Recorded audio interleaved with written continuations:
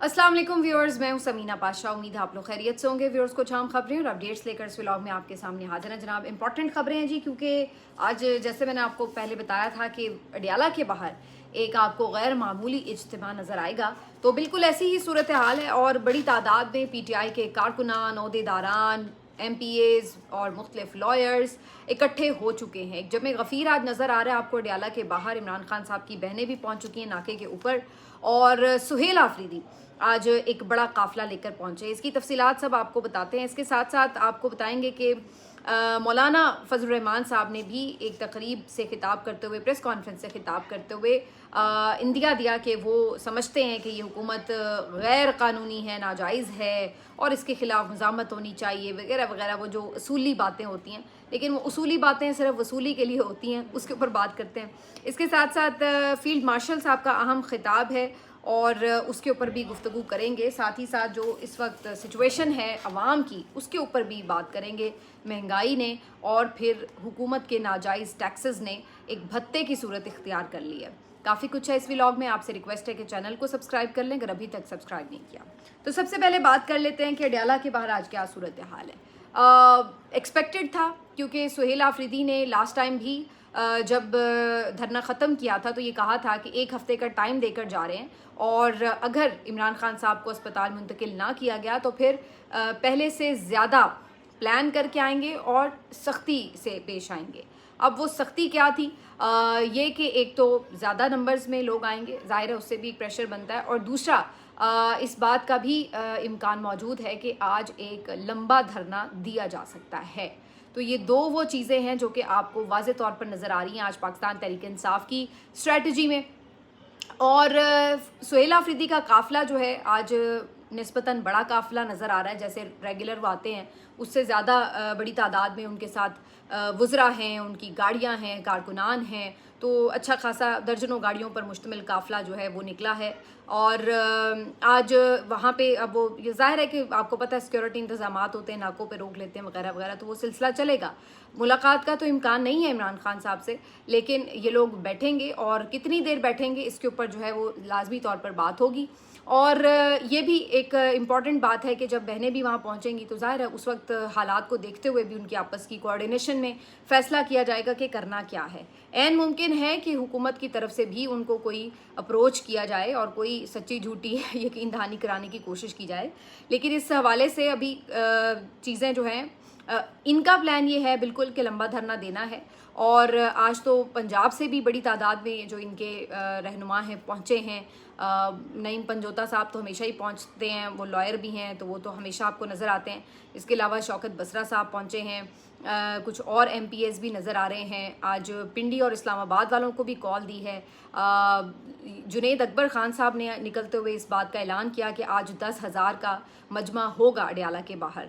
तो 10,000 वो फिगर है जो ख़ुद अलीमा ख़ान साहिबा कई दफ़ा कोट कर चुकी हैं और उसका मुतालबा कर चुकी हैं कि 10,000 लोग अगर आएँ तो इनके ऊपर प्रेशर बनेगा। तो वाकई देखना यह है कि क्या 10,000 लोग इन दी एंड जमा होते हैं। जो अभी तक मुझे मनाजिर नज़र आ रहे हैं, अच्छी खासी तादाद है आज अडियाला के बाहर।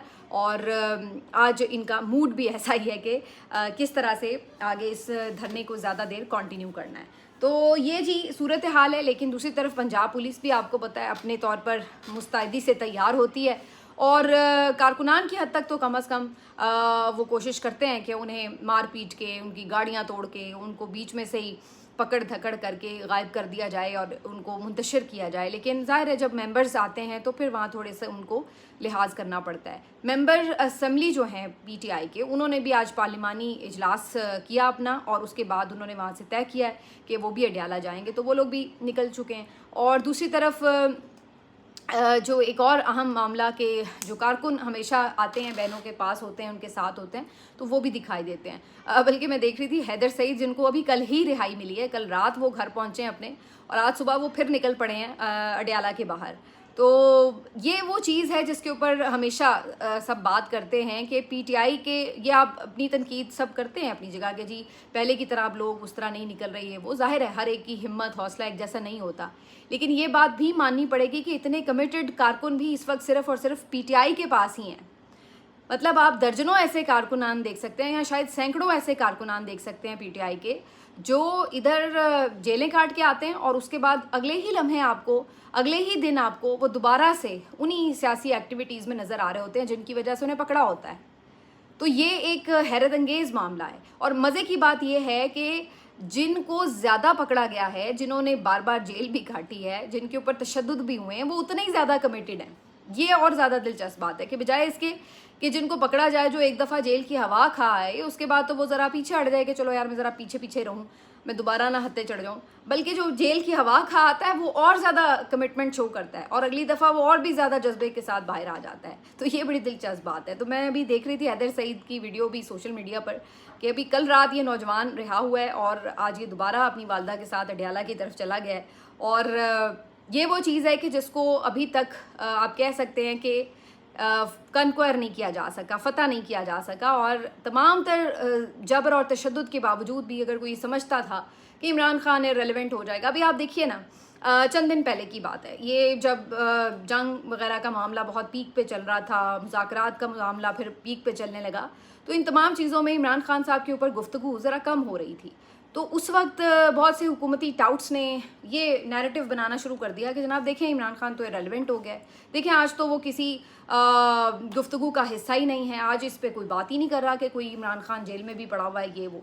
तो मैंने उस वक्त भी ये बात कही थी कि इमरान खान 3 साल से जेल में है और इस दौरान कई ऐसे मौक़े आए हैं कि जहाँ पर कभी बहुत ज़्यादा हाईलाइट हो जाता है ये मामला, कभी कोई और वक्ती ऐसा इवेंट होता है जो कि आकर ज़्यादा डिस्कस हो जाता है, लेकिन उसके बाद फिर वो भी कहीं पसे पर्दा चला जाता है और उसके बाद दोबारा इमरान खान का मामला आ जाता है। तो ये एक मामला ऐसा जो मुस्तकिल आपके साथ चला आ रहा है और चलेगा जब तक कि इसका कोई सोल्यूशन आपको नहीं निकालना। बाकी जो मामलात हैं, इवेंट्स हैं, वो विद टाइम आते हैं, वो अपना एक उनकी शेल्फ लाइफ होती है, उस पर गुफ्तगू होती है और उसके बाद वो फिर कहीं ना कहीं अपने किसी लॉजिकल एंड की तरफ बढ़ जाते हैं, या फिर आप यूँ कह लें कि वो थोड़ा सा खुद ही यानी पीछे हो जाते हैं। तो ये हमें हमेशा नज़र आता है। तो इमरान खान को अगर आप ये समझ रहे हैं कि इस तरीके से माइनस कर लेंगे कि चलो जी हमने उसकी डिस्कशन नहीं की तो जी वो माइनस हो गया, तो देखें अभी कल साइफ़र की कॉपी आ गई थी, तो उसके बाद फिर वही इमरान खान के क्लिप्स, इमरान खान की गुफ्तगू, इमरान खान की उससे मुतालिक जो ऑडियोज़ वीडियोज़ हैं और जो इमरान खान साहब का उस पर मौक़िफ़ था, जो बाकी उसके रेलेवेंट किरदार थे उनकी बातें, तो ये सब जो है हम उसको कल भी सारा दिन दोबारा से सोशल मीडिया पर देखते रहें। तो बहरहाल जी ये आज अडयाला के बाहर जो है वो ज़ाहिर है सबकी नज़रें फोकस रहेंगी कि यहाँ पे आज क्या होता है। लेकिन दूसरी तरफ मौलाना फजल रहमान साहब ने भी एक प्रेस कॉन्फ्रेंस की, उसमें उन्होंने फिर से हुकूमत की बड़ी तनकीद की, ये वो कि जी यूँ हैं वो हैं। लेकिन जो इंटरेस्टिंग बात है वो ये है, मुझे ये समझ नहीं आती, जब मौलाना से ये पूछा गया कि भाई आप पीटीआई के साथ मिलकर जद्दोजहद करते हैं या नहीं करते, क्या प्लान है, तो उसके ऊपर मौलाना कहते हैं कि देखें जी पीटीआई को माहौल बनाना पड़ेगा, बड़ी तलखियाँ हैं और ये है वो है। भाई पिछले 2 साल से वो माहौल बना रहे हैं, बार बार आपके साथ मिले हैं, कोई उस तरह से यानी सीनियर लेवल पर मौलाना के ऊपर तो कोई तनकीद नहीं हुई। अली अमीन ने जब 1-2 मरतबा इस तरह की कोई लूज़ बॉल्स फेंकी तो उस पर भी सब ने उनको मना ही किया कि भाई मना हो जाओ, और फिर उसके बाद वो भी रुक गए थे। और अब तो अली अमीन उस तरह से लीडिंग पोजीशन पे भी नहीं है, तो अब तो कोई ऐसा जवाज़ नहीं है कि जिस पे मौलाना ये कहें कि जी जो पीटीआई है उसके साथ चलने में उन्हें मसला क्या है। अगर मौलाना ये वाक़तन समझते हैं कि ये इलेक्शन जो था वो ठीक नहीं हुआ, और अगर मौलाना वाक़तन ये समझते हैं कि इस हुकूमत को जवाज़ नहीं है उसके पास रूल करने का, और जो इन्होंने अभी तक रूल किया भी है उसमें प्रॉब्लम्स हैं, तो फिर मौलाना को कौन सी चीज़ है जो रोक रही है कि वो इस हुकूमत के ख़िलाफ़ सड़कों पर नहीं आ रहे। आके वो तड़ियाँ तो बड़ी लगाते हैं, बड़ी बड़ी बड़कें वो भी मारते हैं कि जी हम ये कर देंगे, हम वो कर देंगे, लेकिन अल्टीमेटली अभी तक तो वो अपने घर में बैठे हुए हैं, कोई उन्होंने तहरीक तो बर्पा नहीं की।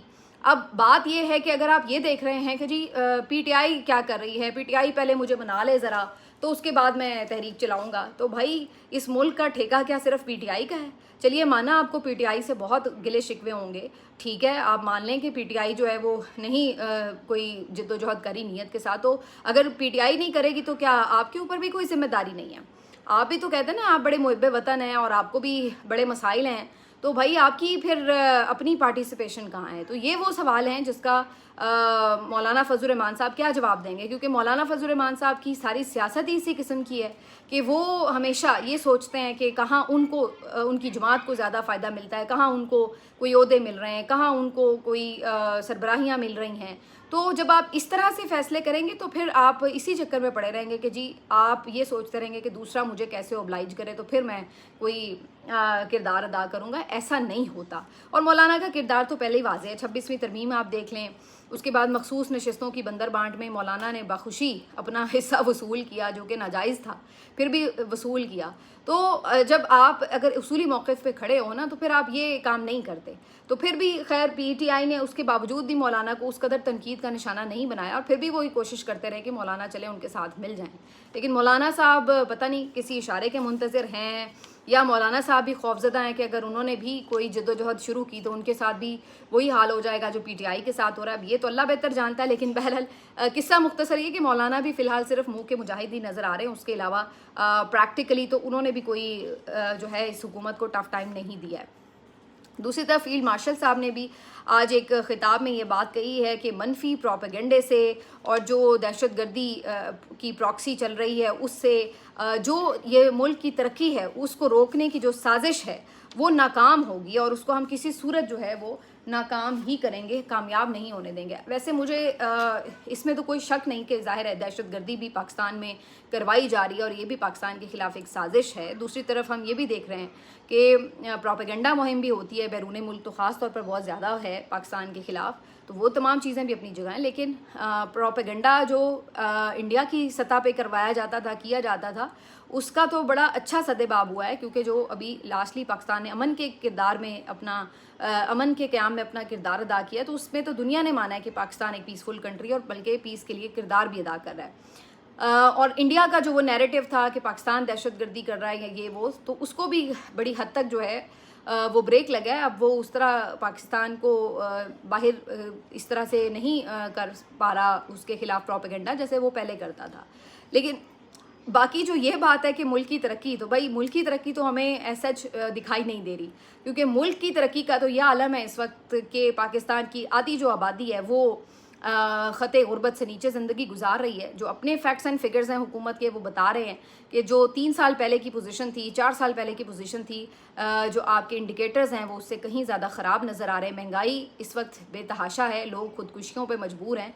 बल्कि मैं आपको ये दिखाती हूँ, सबसे बड़ा मसला जो है वो एक बिल जो है वो बिल बना हुआ है, चाहे वो बिजली का हो या गैस का हो, जहाँ पर जो आपने कीमत बढ़ाई है गैस की और बिजली की वो तो अपनी जगह, साथ में जो भत्ते लिए जा रहे हैं, यानी जिस अंदाज से आप कह लें कि ज़बरदस्ती टैक्स वसूल करके आवाम से भत्ते लिए जा रहे हैं, वो अपनी जगह बड़ा हैरान कुन है। मिसाल के तौर पर मेरे पास ये एक बिल है जिसके ऊपर आप देख सकते हैं, अगर आप देख सकें कि जो इस्तेमाल शुदा यूनिट हैं वो सिर्फ कितने हैं, ज़ीरो इस्तेमाल शुदा यूनिट हैं। और इसके ऊपर जो फिक्स चार्जेस हैं, फिक्स्ड चार्जेस, उसके नाम के ऊपर 2363 रुपये डाल दिए गए हैं। इसके अलावा फिर मज़ीद कुछ टैक्सेस ऐड किए गए हैं जो कि 425 रुपये के हैं। और कुल मिला के जो इस बिल की कीमत बनती है वो तकरीबन 2906 रुपये है, यानी ऑलमोस्ट 3000 का बिल। कितने यूनिट पे? 0 यूनिट पे।